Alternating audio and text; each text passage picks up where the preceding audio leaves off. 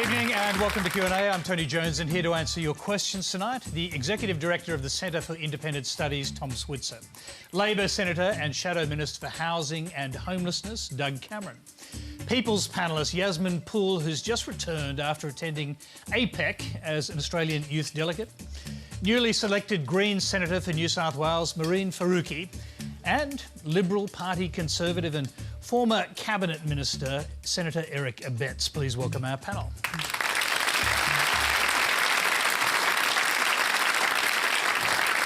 Now, for those of you who read the earlier program, Senator Jim Molan had agreed to appear tonight, but cancelled after the Liberal Party dropped him to an unwinnable spot on the Senate ticket. Q&A is live in Eastern Australia on ABC TV, iView and News Radio. Tonight, we're hoping to get to energy policy, jobs and Muslim leadership. Our first question is on the Labor landslide. It comes from Oliver Pocock. Good evening. Following the re-election of the Andrews Labor government in Victoria, the Treasurer, Josh Frydenberg, was quick to claim that the turmoil within the federal coalition had nothing to do with the result. However, the Shadow Attorney General for Victoria, John Pizzuto, stated that federal issues had proved a distraction, particularly with the Liberal Victorian President, Michael Kroger, lobbying for the change of Prime Minister from Malcolm Turnbull to Peter Dutton. What implications does this result have for both the New South Wales state election in March and the federal election in May next year? Eric Abetz, what do you think? Well, when you read the Saturday newspaper on a Sunday, you realise how the predictions of only 24 hours earlier are so very wrong. And so trying to predict as to what's going to happen in New South Wales in about 4 or 5 months' time, or a federal election, I suspect, in 6 months' time, will be anybody's guess. But the simple fact is that the Victorian election result was not that which the Liberal Party would have wanted from either a federal or a state perspective. Cool heads need to prevail, and we have to analyse what the result, why we had this result in Victoria.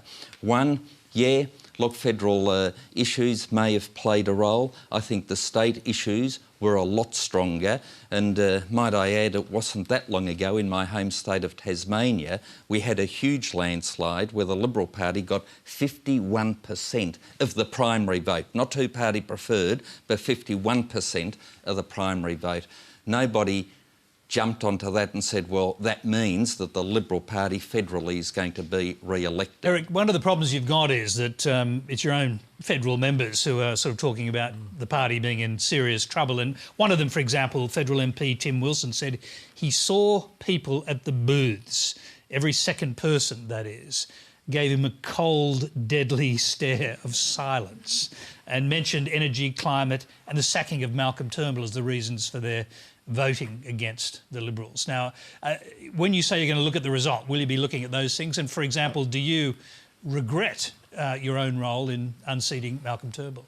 Oh, look, in relation to the unseating of Malcolm Turnbull, can I give a lesson to everybody here? Don't ask for a vote of confidence if you don't know what the result's going to be. And Malcolm was, unfortunately, the architect of his own demise. He did win that vote. But by such a small margin that anybody that's been around politics would know that by such a small margin, given that it was a standing start... So Peter Dutton, the Conservatives, Tony Abbott, yourself, had no role in this? We had no idea... we had no idea that Malcolm was going to spring that leadership vote on without any notice to the membership of the parliamentary party. Before you had the chance to do it yourself. Let's go here from... Tony, that is the sort of bias that unfortunately gets the ABC into strife. That's the sort of editorialising that does you and this show no credit. So you don't think that Dutton was actually angling to take over the leadership prior to this bill? No, he wasn't. OK, all right. He was not expecting that vote, nor was I. We've got your totally unbiased answer now. So let's hear from our questions. No, Tony, I'm an actual advocate for the Liberal Party, and so I am entitled to provide that sort of advocacy. There you go. Our question had his hand up. Not a very good one at times. Both the Tasmanian state election happened before the ousting of Malcolm Turnbull, and a Liberal MP has admitted that he was planning to move a spill motion on the day that Turnbull called on the spill. So how can you say that no one was plotting for a spill before it happened? Well, I was not aware of that particular Queensland MP's manoeuvre, but look, the West Australian Liberals suffered a huge defeat whilst Malcolm Turnbull was the Prime Minister. Do we lay that at Malcolm Turnbull's feet? No, we don't. Every state election and federal election has a whole host of factors. One of the reasons in Victoria, might I add, was that there was a new campaign technique adopted, which was designed to only look after or look at the swinging voter and not the base. And so there was not that much communication with the Liberal Party base by the Liberal Party campaign machinery. They were taken for granted, and I think they gave a message back to the Liberal Party: you take us for granted and have a look at the election result on Saturday Abetz, night. you've got us off to a flying start. Let's hear from the other panellists. Mehreen, you start with you. Thanks so much, Oliver, for that question. Obviously, state elections don't happen in a vacuum. So whatever was happening at the federal level, this revolving door of politicians, and, you know, knifing prime ministers and creating chaos, obviously did not play well for the Liberal Party in the Victorian election. And I must congratulate Labor and Daniel Andrews for a resounding victory for running a positive, progressive campaign.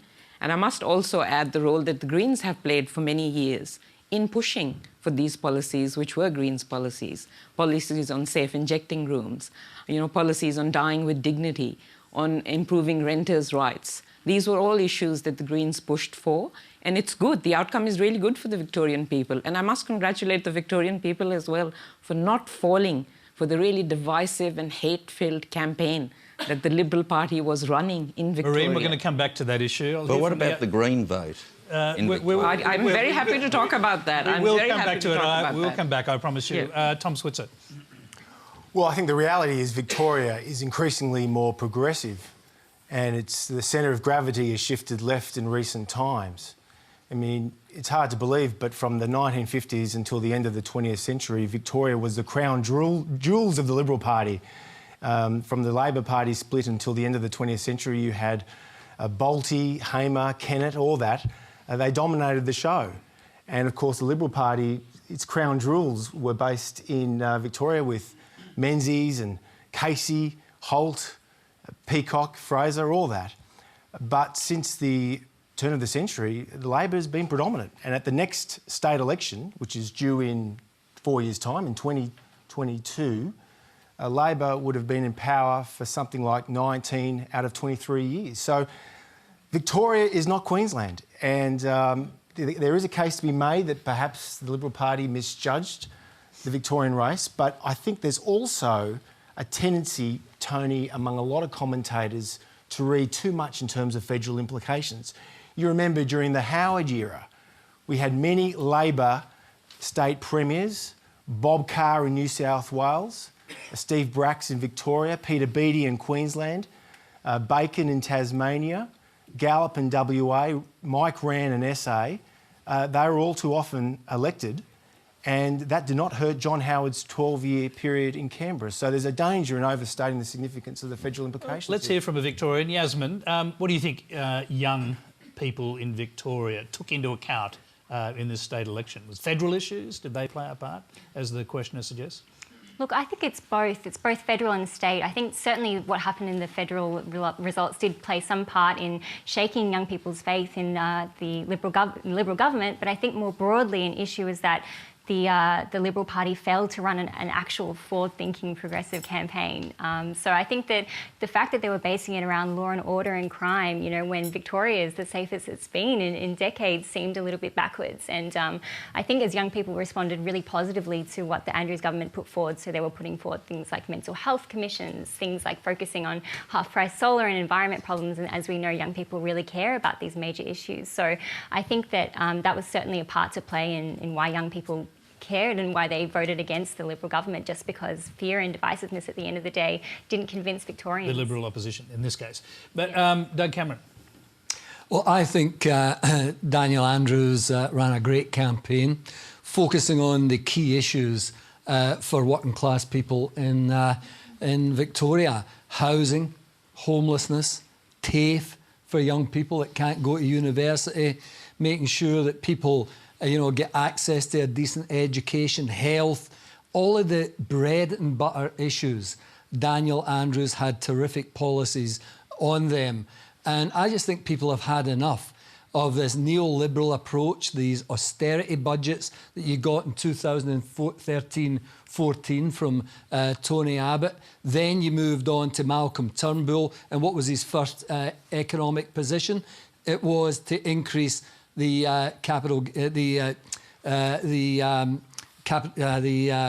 GST. Sorry, so the GST was going up. Then he was going to hand powers to the states to tax people. Then it was trickle-down economics. I think people have had enough of this. And Daniel Andrews was clear, unequivocal. He was looking after, family people in Australia, and he was going to deliver, and he has delivered.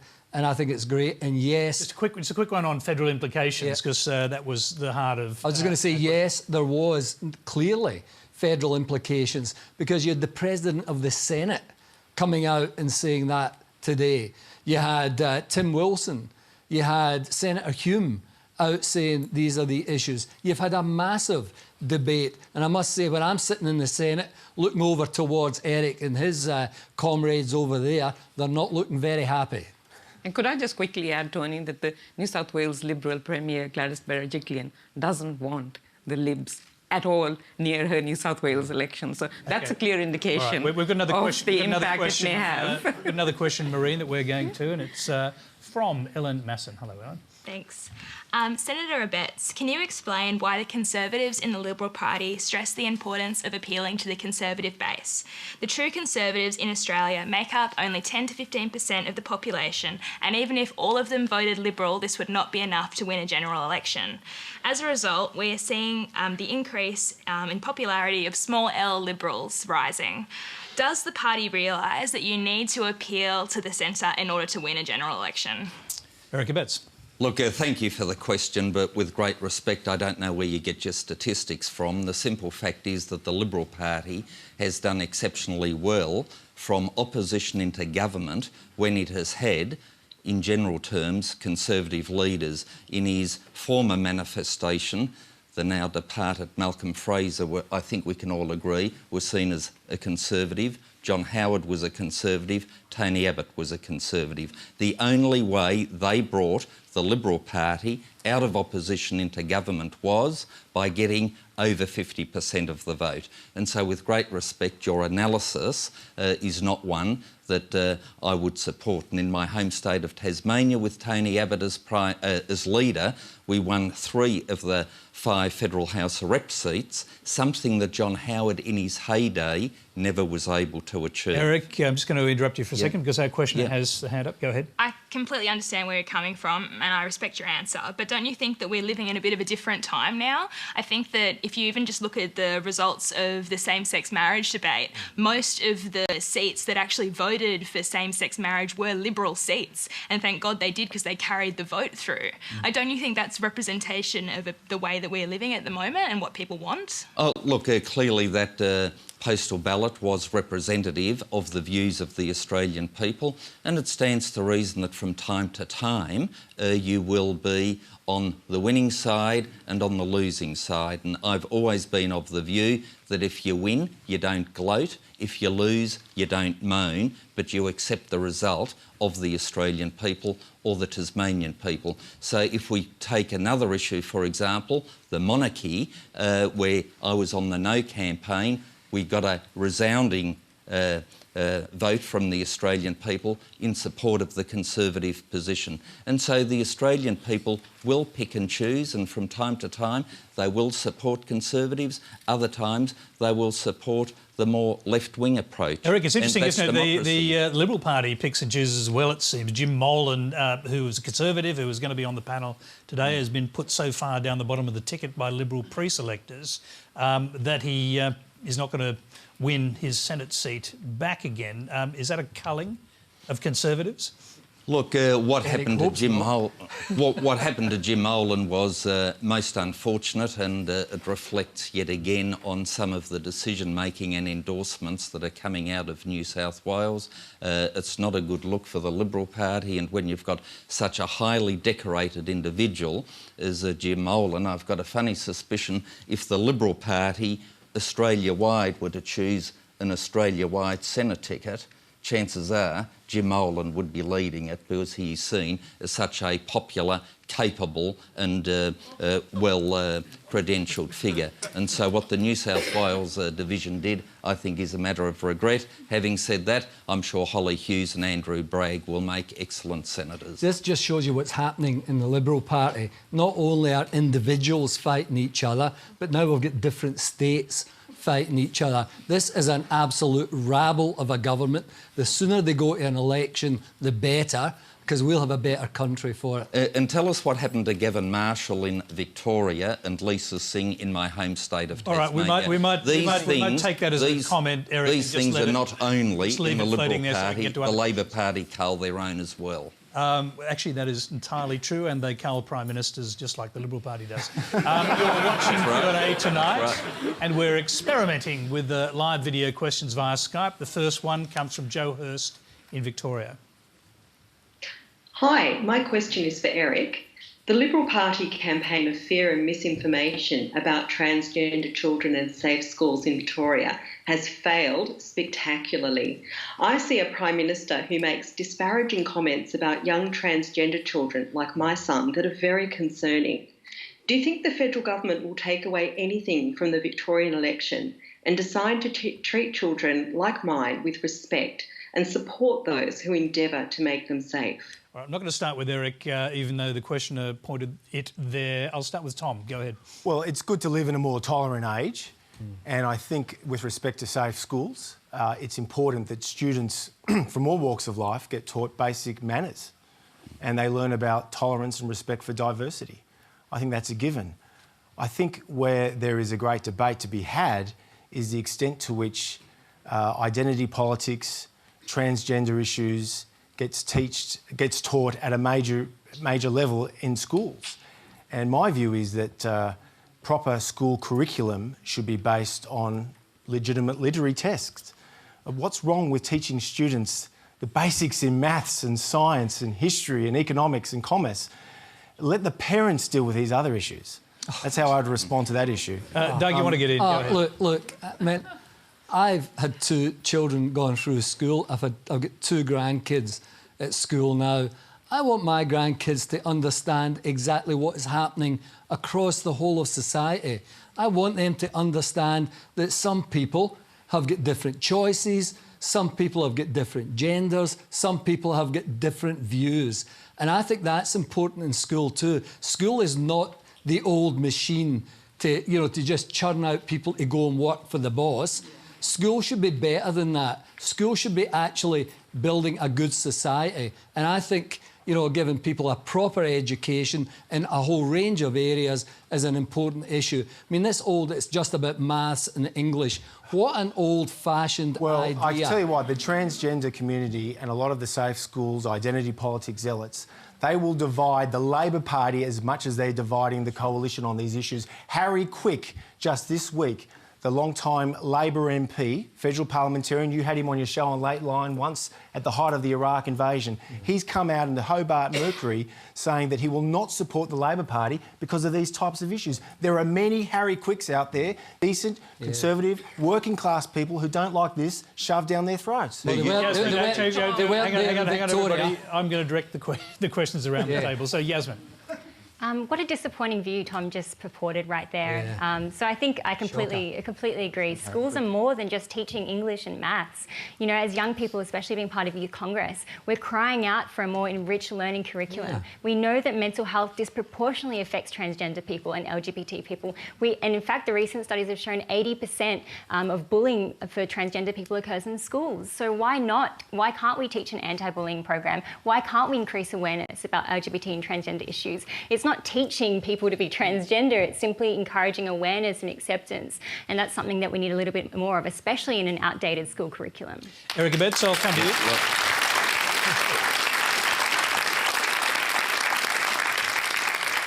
Bullying is a curse and should not be allowed in any school. But if you have a look at what is the cause of bullying, usually it is physical characteristics such as weight or height or lack of height, lack of weight, colour of hair, whether you've got freckles, whether you've got buck teeth. They are by far... You left out colour of skin. And indeed, colour of skin With respect, it's been a few decades since you've been in high school.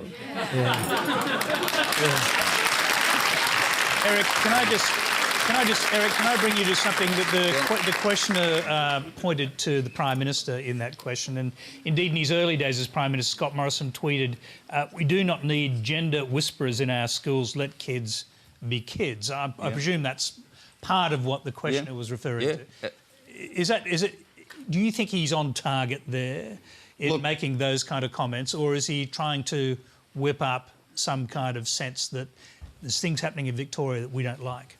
Well, look, in my home state of Tasmania, the lower house has just passed some legislation in trying to de-gender birth certificates. And I can tell you the feedback, even on the ABC, was 75% against. On another one, 95% against. Because biologically, scientifically, genetics, however you want to put it, the vast bulk of us are either male or female. Then there is a small proportion that have an undefined sex, and that should be recognised. That does need to be catered for. It does need to be ensured that those people are not bullied along with all the other kids that may or may not get bullied. Eric, I'm just going to pause you there because our questioner is still on the line. I'll go back to Jo Hurst and see if she wants to respond. Jo, are you still there? Yes, thank you. Two things. When a transgender child makes a transition at school, they're coming to school as a different gender, I guess, and with a new uniform and a new name, and that needs explaining at school. Otherwise, they are going to be bullied. So I guess transgender children like my son have nothing to be ashamed of. They're perfectly normal. Gender diversity is perfectly normal. So I think Safe Schools programs, which have been endorsed by your government under independent review, are perfectly good programs to help that transition. Second thing about birth certificates, no one is degendering birth certificates. No one is forcing anyone to take any gender off a birth certificate. I know I want my son's gender on his birth certificate. All we're asking is for people like my son to be able to change their gender more easily. At the moment, for my son to be able to change the gender on his birth certificate, he has to have a full hysterectomy. Now, I know my mum's had a full hysterectomy. She's not a man. I think that's actually barbaric. So I think these birth certificate changes are actually quite humane. OK, Jo, thank you. I'll throw that back to Eric and then Mehreen. Well, look, I'm not sure in which state you're talking about in relation to the birth certificates, but in my home state of Tasmania, if the legislation gets passed, the parents would actually have to opt in their children. And whilst I understand the difficult circumstances of your child, if we look at it objectively, what toilet, what shower facility does that child then use, and is it appropriate, for example, and this is a real possibility, where you could have at a high school a prepubescent girl being required to share bathroom and shower facilities with a bloke that's shaving. OK, now, do I think that is appropriate for children, and that is the reality, and many mums and dads are genuinely concerned about that, and I share their concern. Now, Mehreen wants to jump in. Yeah, I cannot believe that I'm sitting here hearing this in 2018. Eric, you need to come out of the 19th century and start listening to people. Truly. I mean, but I'm not surprised that this is what the Conservatives in the Liberal Party say, because we have a Prime Minister who voted against same-sex marriage. We have a Prime Minister who said he wasn't concerned about, it wasn't an issue, gay conversion therapy wasn't an issue for him.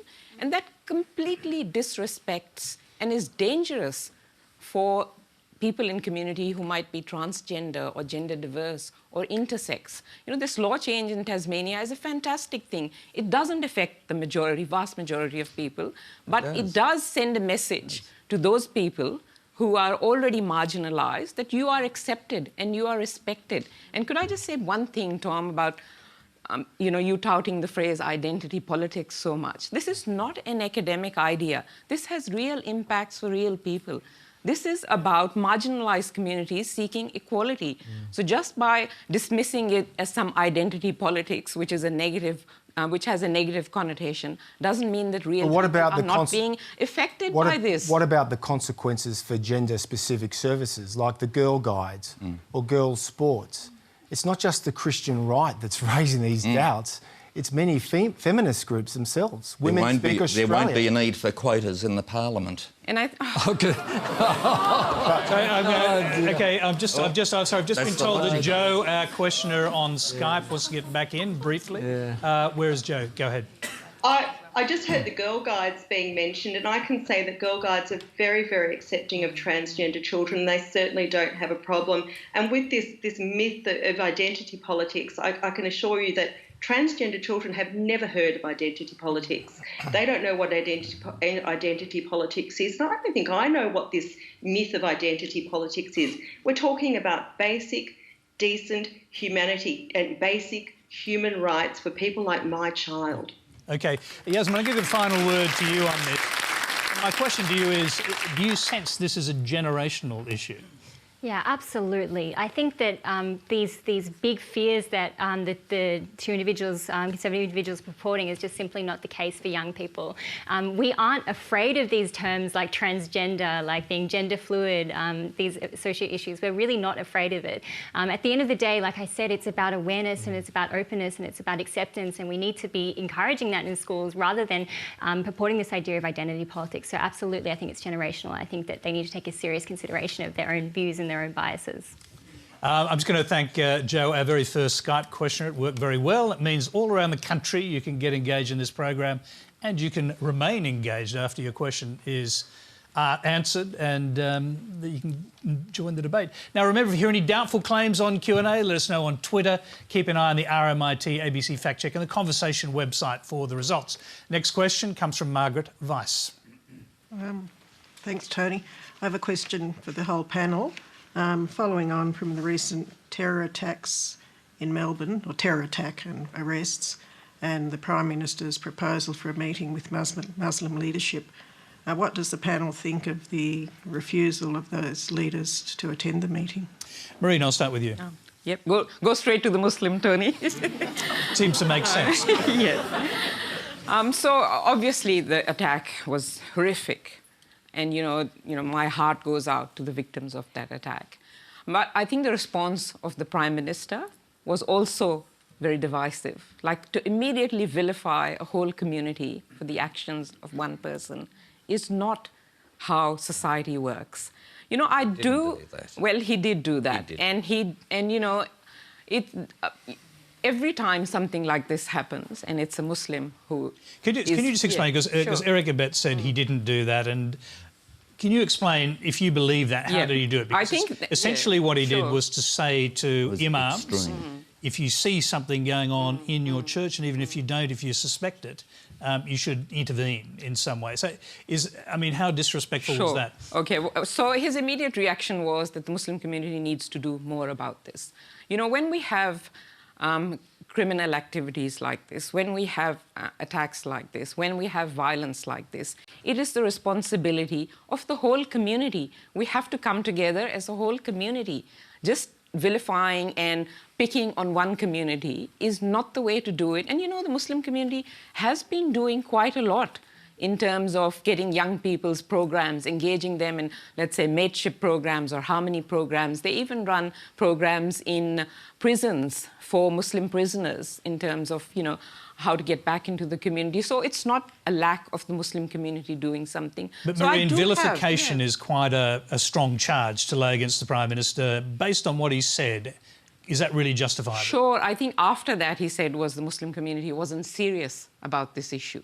and they didn't want to deal with this issue. I think that those are pretty strong comments. So I think we should always have dialogue. Is always very important. But the dialogue has to start on the basis of good faith and trust. And it cannot start on the basis of where this community is not interested in dealing with this issue. Let's sit together and have a conversation.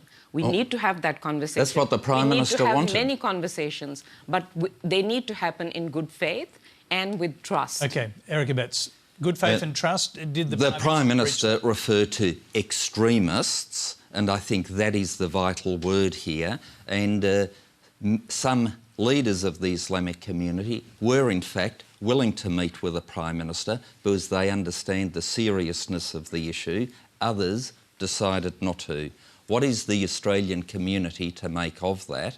That some are willing to condemn the activity, others not so sure. So what did you make of it, Eric Abetz? Well, I made exactly what the Prime Minister made of it, and I think they are the undeniable facts that radicalised Muslim undertook an activity that has been described as absolutely horrendous, and correctly so, and then for that to be called out for what it is not a sin by the Prime Minister, but a statement of fact, and that some Muslim leaders were willing to deal with that, I think is to be applauded, whereas others were willing to stay away is a matter of concern. Let's move around Unless the table. every single Muslim comes out and condemns attacks that happen, you think we don't? No, Of course, everyone condemns these attacks. I mean, these are terrible things, but you have to go back and address the issue at the root causes of it. Why is this happening? Why is radicalisation and it's the extremism. happening? It's radicalisation, it's isolation, it's alienation, it's power imbalance. We have to get to the root of this. Look, there are many people... OK, sorry, I'm just going to let the other panellists talk, and Tom, I'll come to you first and then... Yeah, well, I think the first point to make is that the broad cross-section of Australian Muslims are decent and law-abiding citizens. And that goes without saying. And the Prime Minister is not attacking Muslims or Muslim leaders, he's attacking these jihadists who are unashamedly embracing this radical extremist version of their religion. Tom, he did say it was a lame excuse to talk about this man's history of mental illness. Now, does that sort of twist the story a little bit? Well, I think mental illness is a contributing factor, but he was also motivated by the ideology of militant Islam, and that's what the Prime Minister is saying. And context is important. Both Sydney and Melbourne have seen violence and murder at the hand of radical jihadists, and our law enforcement officials have thwarted many terror attacks inspired by Islamic extremists. Now, on the political consequences of this, I don't think it's such a big issue these days.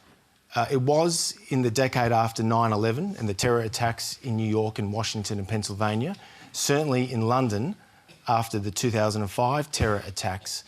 But at the last British election, when this issue was raised after a few terror attacks outside Westminster, this issue did not hurt the Labor leader, Jeremy Corbyn, who more or less talked your language on this question, which might indicate that the political climate on this issue is changing. Well, let's see if Doug Cameron is talking the same language as Mehreen or a different kind of language. And are you talking the same language as Jeremy Corbyn? Well, as a socialist, yes. He's not a Scot, though, mate. So there aren't many people left in the Labor Party who refer to them as socialists. We have to say that. Well, There are in Britain. yeah. True. You should go back to Scotland, mate. Tom, are you not saying go back where you came from?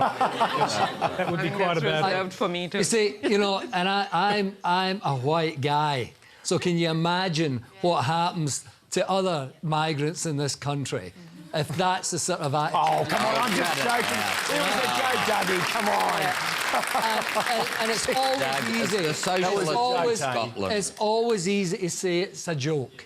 I've been told I've been incomprehensible by members of the coalition. I've been told to go back to Scotland, and I can stand up for myself, I can, but you'll get lots of migrants come here that don't have that capacity, and I think they get treated terribly. Australia is a very welcoming society, Doug. Otherwise, why do so many people come to this country? No, seriously, that was a cheap shot by Doug.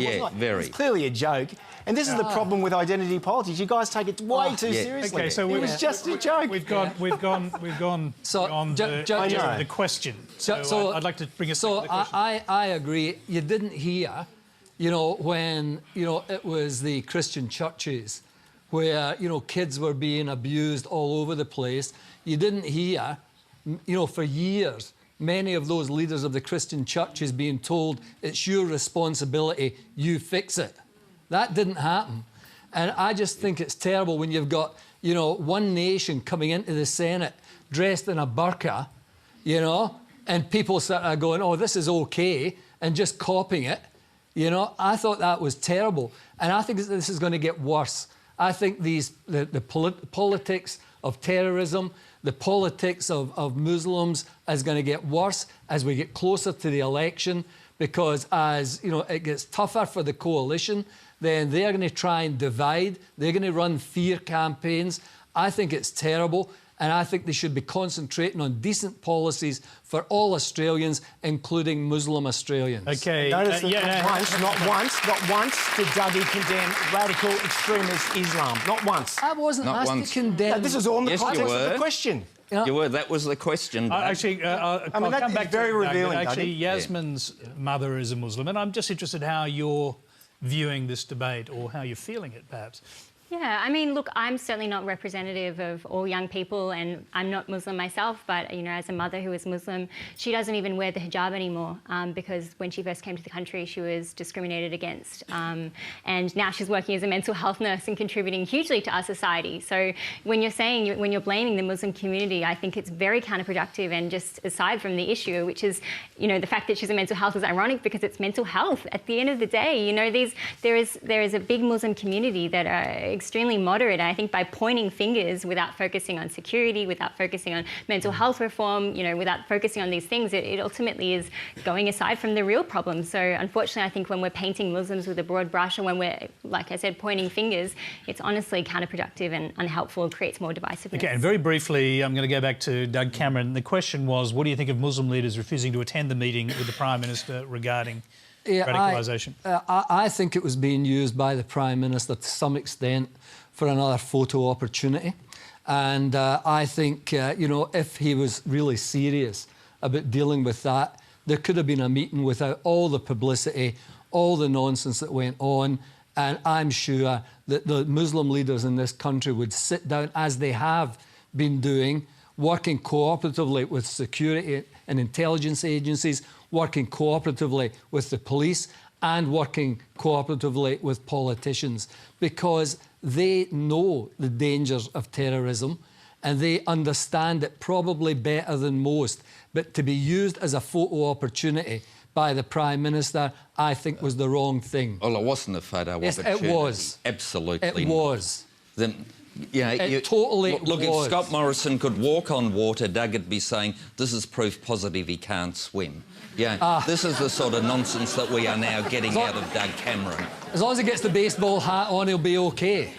OK, let's tinfoil one. Let us move on. Next question is from Jack Green. Doug Cameron, this is directed towards you. Yep. Energy prices, which have doubled and in some cases tripled, are adding to an already tough trading environment within the food and grocery industry. With an industry that holds 40% of Australia's manufacturing jobs, how can you guarantee that other industries will not follow this curve? And if Labor adopts the National Energy Guarantee, will it put a strain on energy prices? Doug Cameron, we'll start with you. Yeah, well, I can only go on what the coalition were saying about the National Energy Guarantee. It was going to lower prices. It was going to help deal with emissions. It was going to do all these great things.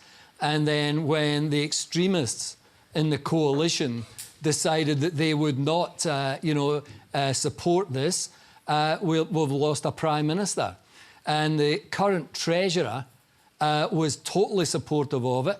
And I'm just sick and tired of these backward-thinking troglodytes in the coalition that don't think about what's going to happen in this country in decades to come, don't care about young people, simply see this as a short-term opportunity to run their nonsensical positions on climate change, well, I've got no sympathy for them. And the NEG is probably the best we can achieve, and we will support the NEG. We will do a number of other initiatives to try and make sure that we continue to get more and more renewable energy into this country, because that's what lowers prices. I used to work at Liddell Power Station. I was a maintenance fitter at Liddell Power Station. I started work there in 1975. That power station was having problems in 1975. And to try and say that this is the future of electricity, to keep electricity prices low in this country, is just absolutely crazy. It was, you know, it's done its job, it's clapped out, and we should be doing exactly what the owner's doing now. That is, you know, looking at solar, looking at solar, wind power, looking at piped hydro, pumped hydro. There are many ways we can Doug, do I'm going to call time on your question. Tom, this does cause a huge problem for the Liberal Party. Liberal MPs who voted in their own party room for the NEG are now going to find the Labor Party introducing it as policy. And if they were in government, could you imagine them all having to turn around and actually vote for it? No, I don't think so. I think this whole debate about... So they'll vote against the policy which they voted for already. Politics is often like that. I mean, Labor have done that in the past on various issues. Well, that often happens. But the point I'd make is that you want a sensible, balanced approach to this question. And you want to... I mean, what's the priority here? Is it to reduce emissions or to reduce power bills? Now, unfortunately, reducing emissions, decarbonising the economy is not a cost-free exercise. And I think sometimes our debate is all too often conducted in a reality vacuum. I mean, coal, believe it or not, is clinging to the world's top spot for energy generation. Many parts of Asia and Africa are chugging along the smoky path to prosperity. The International Energy Agency says that by 2040, coal will be a very viable resource in many parts of the world. Even Germany and Japan, that have poured tax dollars into renewables, their carbon footprint is actually increasing because they've run away from nuclear energy. What major country in the world, Dougie, is actually reducing its carbon emissions? You don't get to ask questions, Tom, unfortunately. That is a legitimate question. I'm going to go to the other side of the panel and hear from Mehreen on this briefly. So I agree with Doug that renewable energy and a fast transition to renewable energy is the way to reduce power bills. It is the way to tackle climate change. It is the way to create tens of thousands of long-term sustainable jobs. But I don't think the NEG is going to get us there. The National Energy Guarantee is sadly a policy that the Liberal Party put in the bin and that the Labor Party has taken out. It was a policy made to appease Tony Abbott. And it will lock us into coal for another decade. The recent IPCC report says that the only way to not have the 1.5% rise in temperature is to actually move away, and move away quickly from coal. Because if we don't quit coal, we are actually screwed. We are screwed. Do you agree with what Tom said, which is that a huge number of countries are not going down that path? And I guess the subtext of that is no matter what Australia does, that's right. It's going to be a coal future.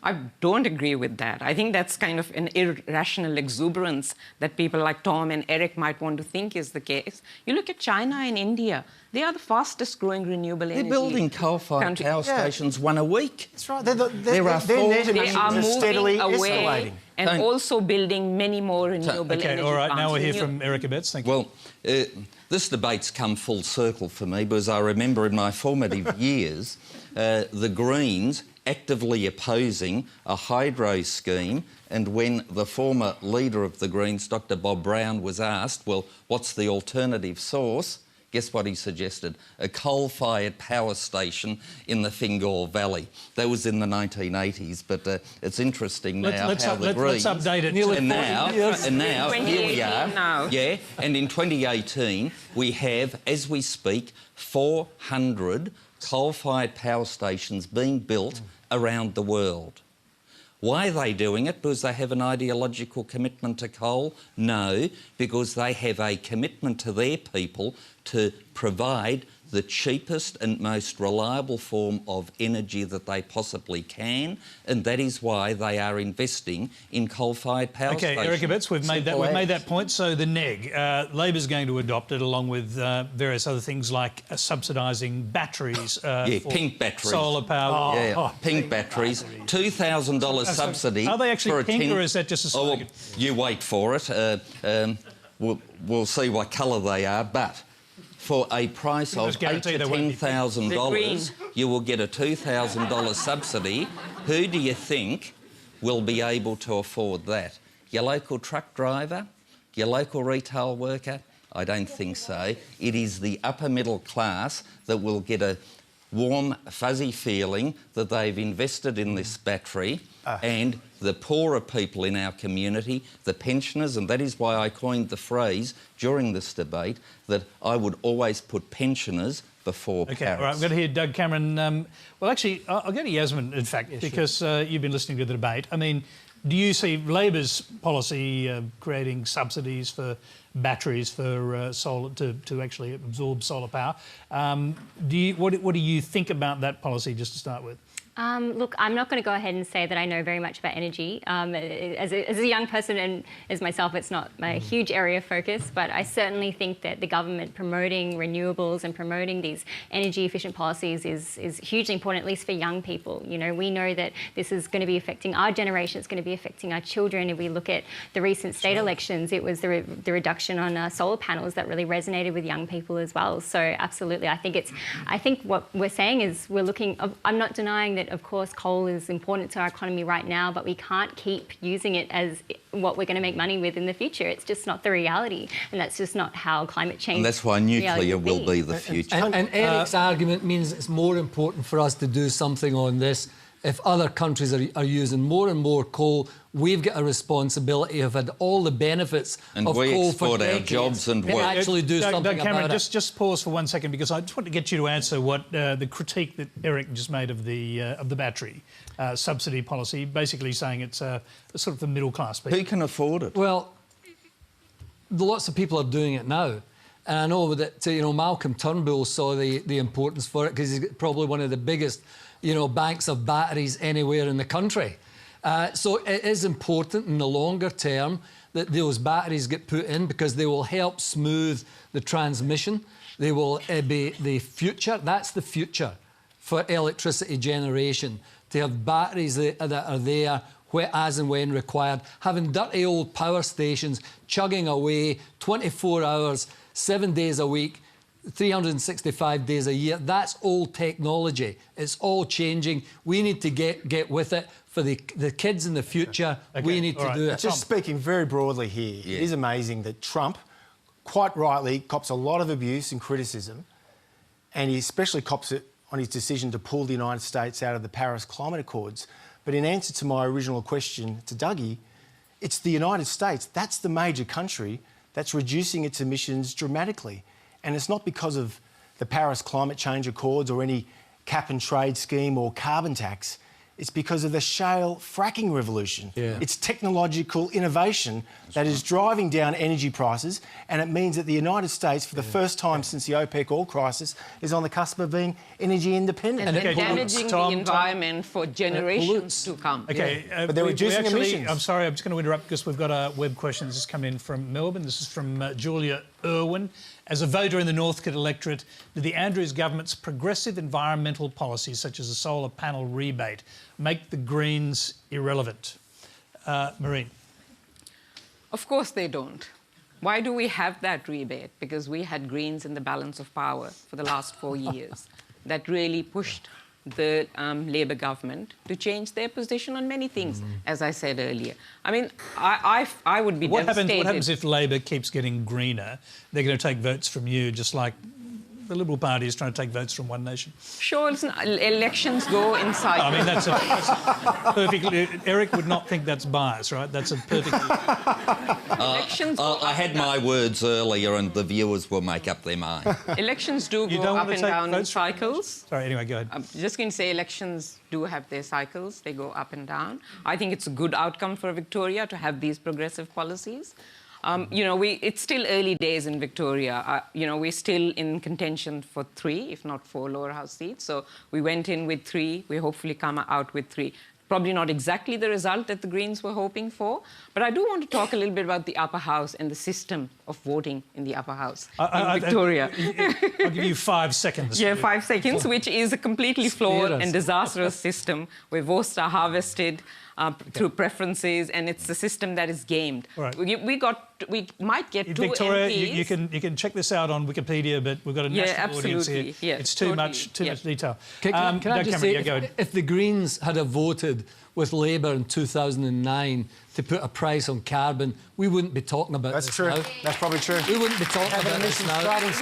We would actually be ahead, as John Howard was actually advised to do, get ahead of the curve, make sure we've got the innovation in place, make sure that we're actually decarbonising and making sure we're creating jobs for the future. That's what we've got to do. And this nonsense about hanging on to 40 and 50-year-old coal power stations will take us nowhere. All right, the Greens did work with Julia Gillard's government and Too put late. the carbon price on. Too that late. was a good system. No, it's not too late. Too late. And I think Labour can show some leadership and stop tinkering around the edges and actually I like it when they produce squabble. policy. I think Labour and Greens can work together to come up with an amazing climate policy, Doug. Okay.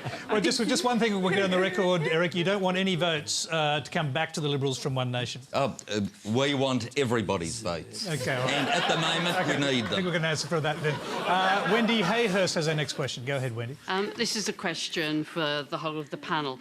Official statistics show homelessness up by 30% in the last 10 years. And there's a shocking 116,000 Australians living on the street or otherwise without a proper home. And we also know that a shortage of well-located affordable housing for essential workers is contributing to urban congestion, stifling city productivity, and also causing people to ask for cuts in migration. What action should a responsible government take in response to this? I'm going to start with Yasmin on this, and these cuts in migration have been seen as a big answer. New South Wales, also Scott Morrison has changed his position on this. Look, so Wendy, I'll first answer the first part of your question about homelessness. So my father actually was homeless throughout his adolescence, so I guess I had a first-hand account of what it's like to be homeless. A big part of that is mental health. So yes, housing is one part of it, but when I was 17, I went on the streets and I spoke to the homeless people, and I said, people on the streets, I said, you know, what can the government actually do? Because my view is that if we're going to make policies, let's actually consult the people affected. So I spoke to them and they said, yeah, people are struggling with addiction, people are struggling with mental health problems every single day. And the reality is there's not much grassroots mental health support available, and I think that's a humongous reason to consider. But with what you were saying about immigration, I think that as we can see again by the state elections, fear-mongering is really not the answer, and I think that Australians can see right through that. The reality is that Australians are still having babies. The reality is that Australia has an ageing population, and the reality is that we also have a low-skill shortage in rural areas. So we need more infrastructure investment, absolutely, to combat this immigration problem. But what you were saying about homelessness, I'd absolutely stress the importance of mental health reform, and accessible mental health services affects young people greatly. This is Doug Cameron's portfolio area, so I'll go to you next. Well, Bill Shorten made a speech week before last, I think it was, to the Community Housing Industry Association. And what Bill said was that we understand the need for more housing in this country.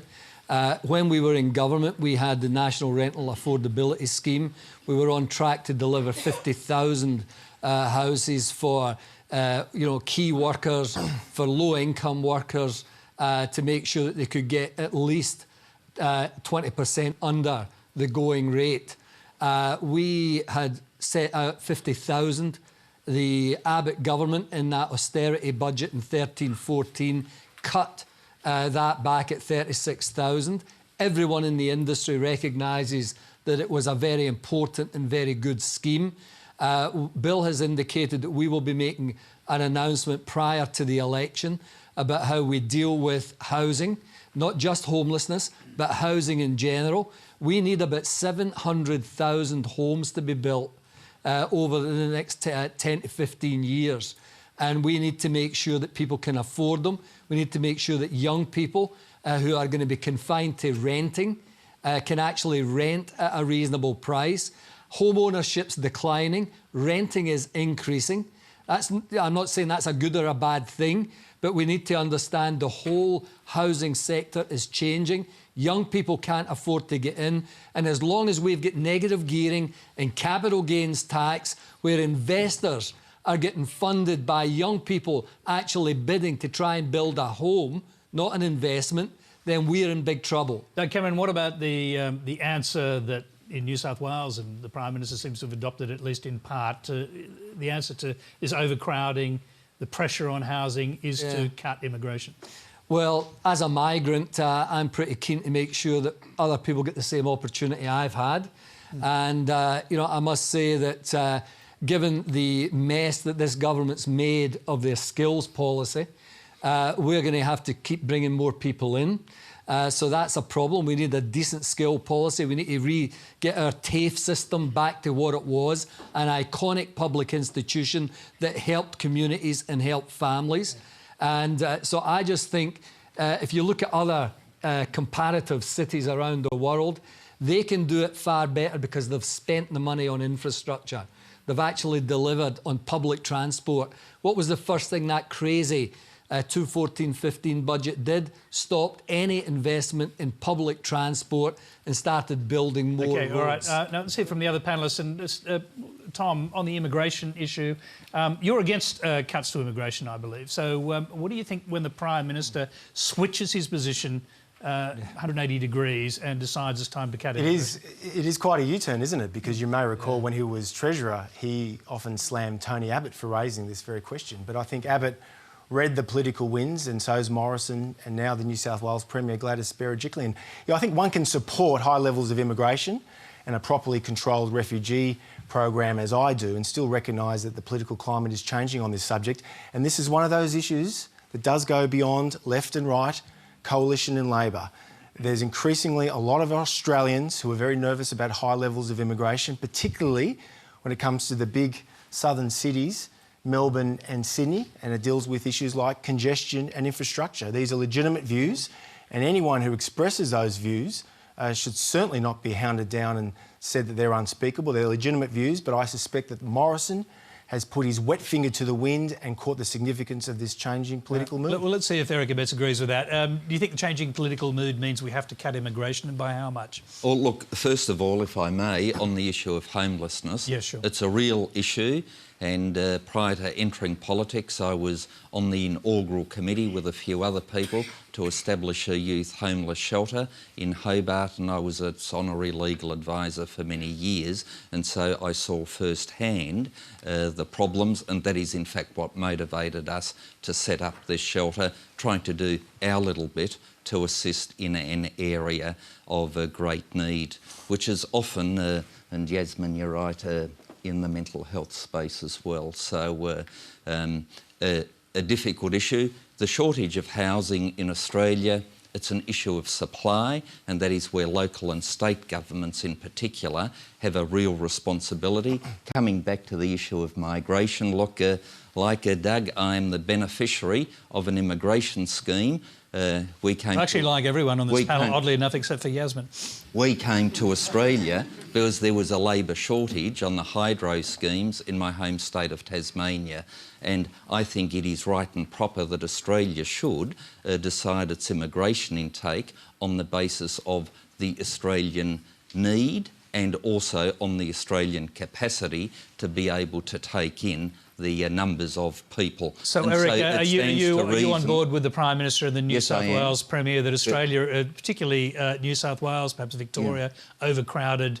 We need to... I think there is an issue of population stress at the moment in certain areas, and that is where I think a reduction in immigration makes sense, whilst we reconfigure and determine where would be the best place, and do we as Australians want to say, and this is the big issue I think, do we say you can only come to Australia if you, let's say, live in Tasmania for the next 5 years, what happens if somebody does catch a plane to Melbourne?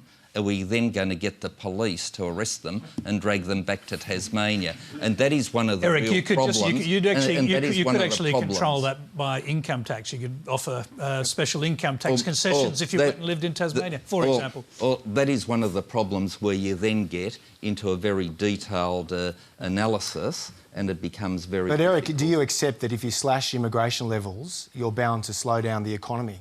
So if we didn't have the high levels of immigration, we may have gone into recession at least twice in the last 10 This is where 7 years. Treasury gets it so wrong. You can flood Australia with more and more people and the nation's GDP grows. Yes, the economy grows, but the GDP per individual Australian diminishes. And that is the factor that the bean counters in Treasury, with great respect to them there in Canberra, do not recognise, and that is where I think Eric, we need a just balance hold on, everybody, in just for a this second, debate. because Wendy, our questioner, wants to get back in, and we haven't heard from Mehreen yet, so go ahead. It can be understandable that people see the congestion and make the connection with an increase in population, and they see people, migrants, like myself as well. I'm a migrant. But maybe this is about not planning properly for this growth. And we plan in transport, we plan other types of infrastructure. We don't consider housing to be infrastructure. A successful city like Sydney, a successful city like Hobart, which is growing as well, it needs to think about the diversity of housing it's needed. And if it needs to be submarket, it needs to invest in it just as it would in rail or whatever. And I think that is the solution. OK, Mehreen? I can't agree with you more, Wendy, on that. And this is what the Greens' plan is, that the federal government as well make some investment in actually building affordable housing. You know, I've got 2 children in their 20s and they've given up on ever buying a home. We know that young people, and also women especially, live under huge rental stress and insecurity. So those laws need to be changed. I mean, we are the wealthiest country in the world, or one of the wealthiest countries in the world. It is unacceptable that 100,000 people in Australia are without a roof over their head or a place to call home. And that's because we haven't invested in those services. And even worse than that, like we know that in New South Wales, for instance, the Liberal government has been for years selling off social and community housing.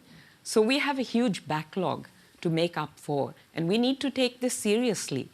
And the other thing, just very quickly on migration. It'll have to be quick. Very quick. I come from a country, I grew up in Pakistan. It's a country of 120 million people. So I think 25 million people is pretty much like a suburb to me.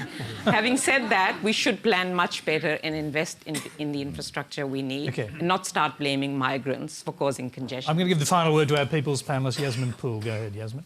Yeah, look, I think at the end of the day, like we said, it's about infrastructure. So only a couple of years ago was my family of 5. It was my siblings sleeping in the living room. It was a 1-bedroom flat because my family couldn't afford the exorbitant rent that is increasingly happening and also the job market, which is a separate thing. So at the end of the day, look, my opinion is that we should be investing far more in infrastructure. Let's actually help migrants and, you know, help them move to rural areas and places that have low skill shortages. But absolutely, let's focus on infrastructure rather than blaming the migrants themselves.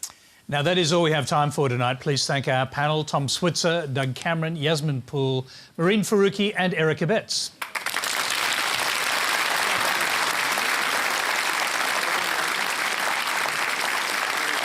Thank you very much. Now, next Monday on Q&A, I'll be on leave. Hamish McDonald will be in the chair live from Melbourne with British singer-songwriter and political activist Billy Bragg, the Assistant Minister for Home Affairs Linda Reynolds, Tasmanian Senator Lisa Singh, that's Labor Senator I should say, Liberal Cabinet Minister turned commentator Amanda Vanstone, and People's panellist Martin Matthews, a young Australian businessman navigating his way through the global economy. Till next week, good night.